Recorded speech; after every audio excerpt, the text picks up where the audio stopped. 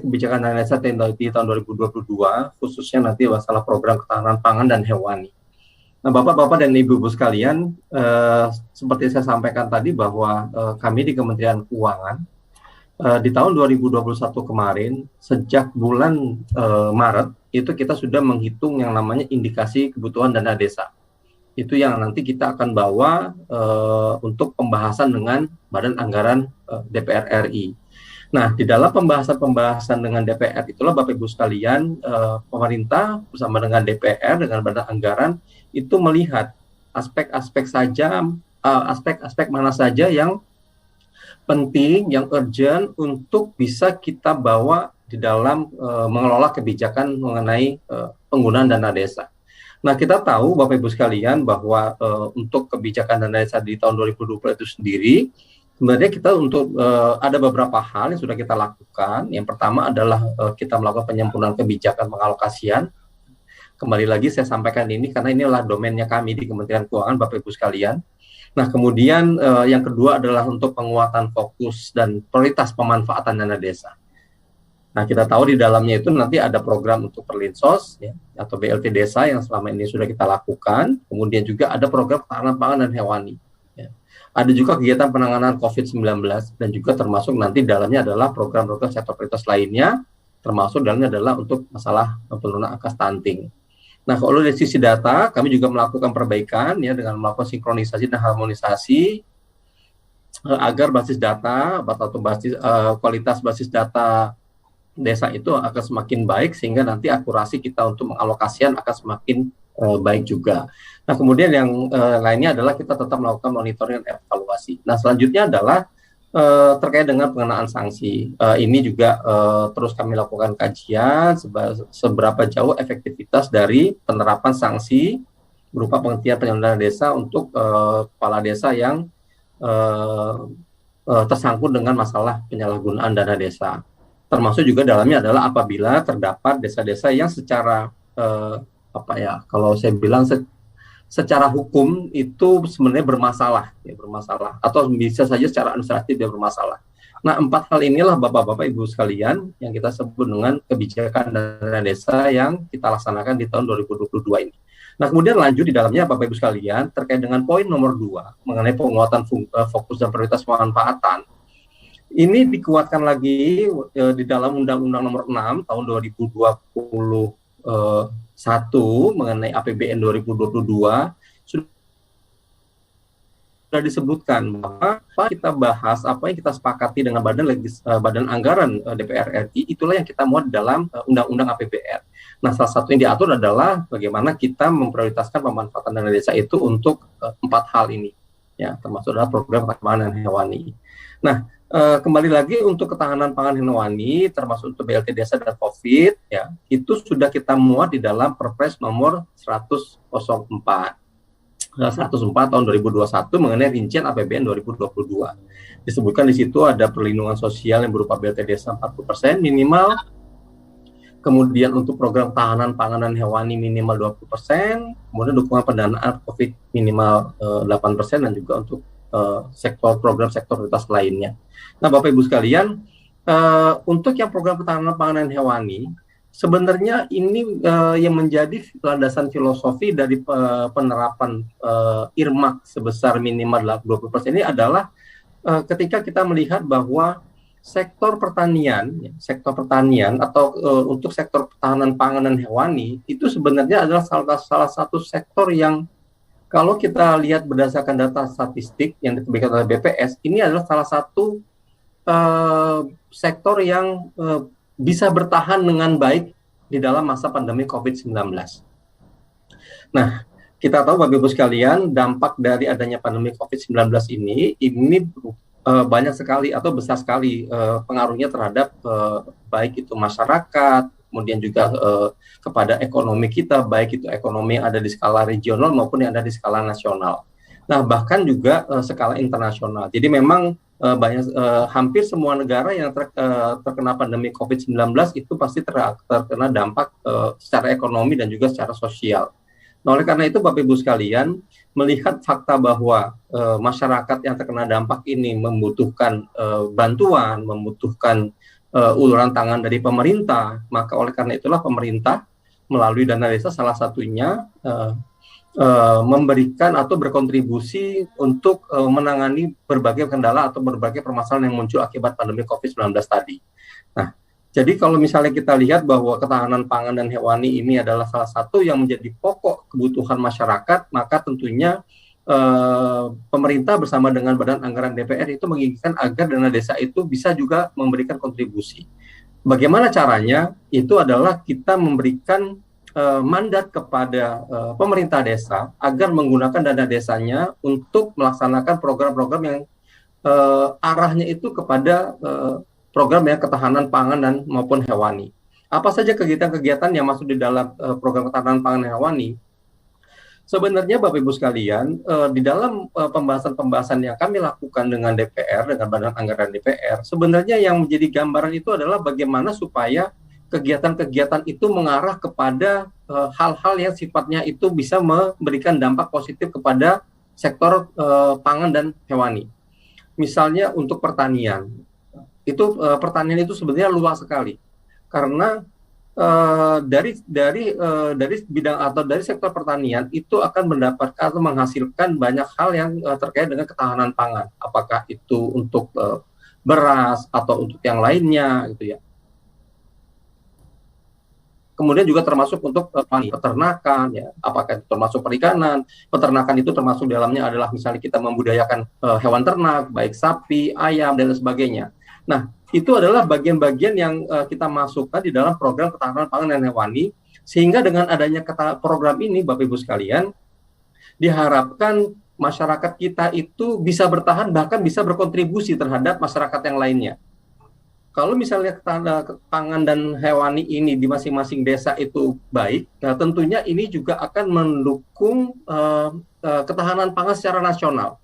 Nah, itulah yang menjadi filosofinya kenapa di dalam Perpres 104 dan juga termasuk dalam Undang-Undang Nomor 6 Tahun 2021 disebutkan bahwa dana desa itu diprioritaskan penggunaannya untuk program ketahanan pangan dan hewani. Nah, itu kira-kira yang menjadi landasan filosofi dari kenapa dana desa itu kita focusing untuk penggunaannya untuk ketahanan pangan dan hewani, Bapak Ibu sekalian. Nah, kemudian di dalam ini nggak kelihatan, mohon maaf. Nah, di dalam PMK 190 pasal 34 dan pasal 35 kita memang Kementerian Keuangan memang hanya sedikit saja menjuplik bagaimana arah penggunaan untuk ketahanan pangan hewani itu, Bapak Ibu sekalian.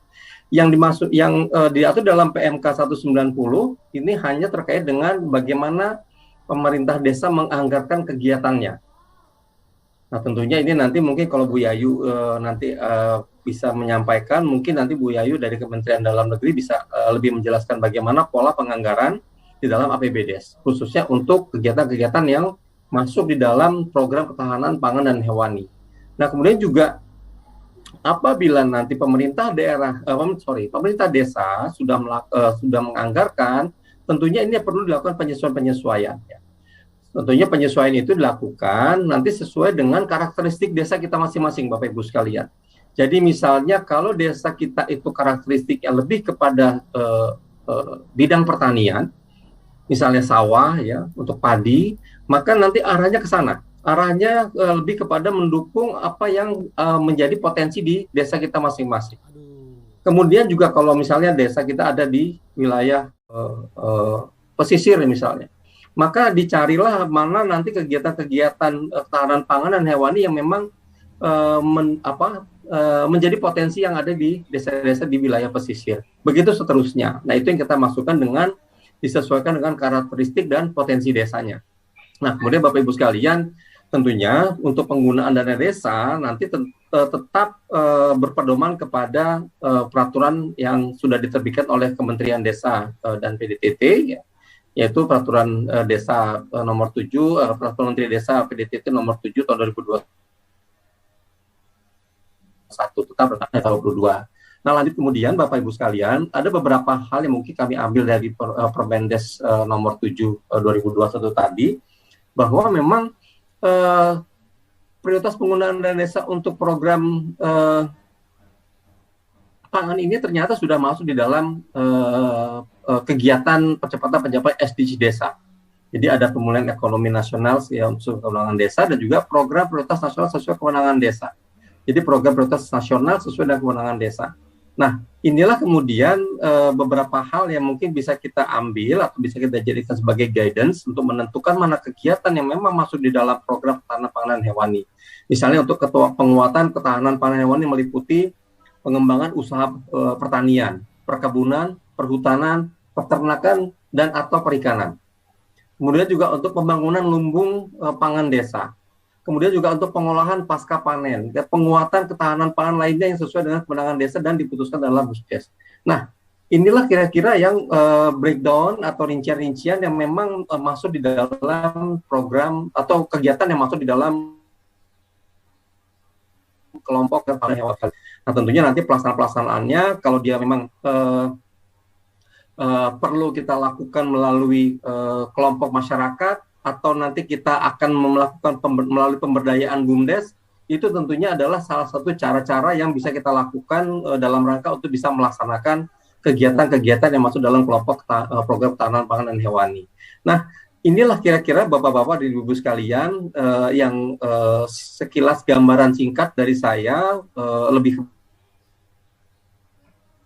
pada virusnya pemerintah menetapkan agar dana desa digunakan sebanyak minimal 20% untuk ketahanan pangan hewani. Nah, kemudian saya akan sedikit mungkin membuat ada beberapa pertanyaan yang disampaikan kepada kami, ya, bukan di dalam forum ini, tentu Bapak Ibu sekalian, itu terkait dengan masalah adanya menanyakan mengenai apakah kalau desa tidak menganggarkan 20%, itu kemudian ada pengenaan sanksinya. Bapak Ibu sekalian, kita perhatikan di dalam Peraturan Menteri Keuangan 190 maupun di dalam Perpres 104, bahkan di dalam Undang-Undang 6 tahun 2021, sebenarnya terhadap irmak dana desa yang ada 4 kelompok tadi, 40% untuk BLT, kemudian juga 20% untuk ketahanan pangan hewani, kemudian juga 8% untuk COVID, dan sisanya untuk yang program prioritas lainnya, sebenarnya tidak ada ketentuan sanksi terkait dengan desa yang tidak bisa melaksanakan ketentuan tersebut. Begitu juga dengan untuk ketahanan pangan hewani. Bahkan untuk COVID, memang di dalamnya bahkan kita memberikan fleksibilitas kepada desa yang memang tidak bisa melaksanakan atau tidak bisa membelanjakan sampai dengan 8%. Karena kondisi desanya memang tidak masuk di dalam desa yang skala penularannya atau skala COVID-nya tinggi. Nah, begitu juga dengan ketahanan pangan hewani, Bapak Ibu sekalian, sebenarnya di dalam peraturan-peraturan tadi tidak ada ketentuan mengenai sanksinya. Namun memang kita menginginkan agar pemerintah desa itu bisa melihat dan bisa mengupayakan sejauh mungkin untuk pencapaian penggunaan dana desa 20% tadi. Nah, Bapak Ibu sekalian, ini hanya sekedar informasi saja. Kemarin saya sudah sempat bertemu dengan Sekretaris Jenderal Kementerian Desa. Beliau sempat menyampaikan juga bahwa ternyata dari Kementerian Desa juga mendapatkan arahan dari Bapak Presiden bagaimana supaya ketahanan pangan hewan ini menjadi perhatian kita sama-sama. Nah, oleh karena itu, menurut hemat kami, Bapak Ibu sekalian, apa yang dilakukan oleh pemerintah, kemudian juga ada pesan-pesan khusus dari pimpinan kita, dari Presiden, tentunya itu menjadi warning untuk kita, supaya kita bisa lebih fokus dan juga memperhatikan hal-hal tadi. Nah, itu mungkin Bapak Ibu sekalian, jadi saya tegaskan lagi di sini bahwa untuk pemenuhan 20% ketahanan pangan hewani ini tidak berlaku adanya ketentuan sanksi. Itu yang diatur dalam peraturan kita, Bapak Ibu sekalian, ya. Jadi kalau ada yang beranggapan bahwa nanti kalau nggak bisa 20%, nanti akan ada pidana dan sebagainya jadi temuan. Saya memastikan bahwa itu tidak akan dilakukan karena memang kita tidak mengatur ini. Ya, tidak mengatur hal tersebut. Demikian mungkin Bapak Ibu sekalian, saya harapkan nanti mungkin dari teman-teman dari Kementerian Dalam Negeri dan Kementerian Desa, kalau Ibu Yayu atau Pak Winarno bisa lebih detail menyampaikan terkait dengan rincian kegiatan yang mana saja yang masuk dalam program ketahanan pangan hewan ini, itu akan sangat baik sekali, dan tentunya itu yang menjadi harapan dari bapak-bapak ibu kepala desa sekalian. Nah, itu bapak-bapak sekalian yang bisa saya sampaikan. Mohon maaf mungkin tidak terlalu detail mungkin apa yang saya sampaikan, tetapi mungkin itu hanya sebagai gambaran bagaimana kita ingin melaksanakannya di tahun 2022. Lebih kurang saya mohon maaf. Terima kasih atas perhatian Bapak Ibu sekalian. Saya akhiri, wabillahi taufiq wal hidayah. Wassalamualaikum warahmatullahi wabarakatuh.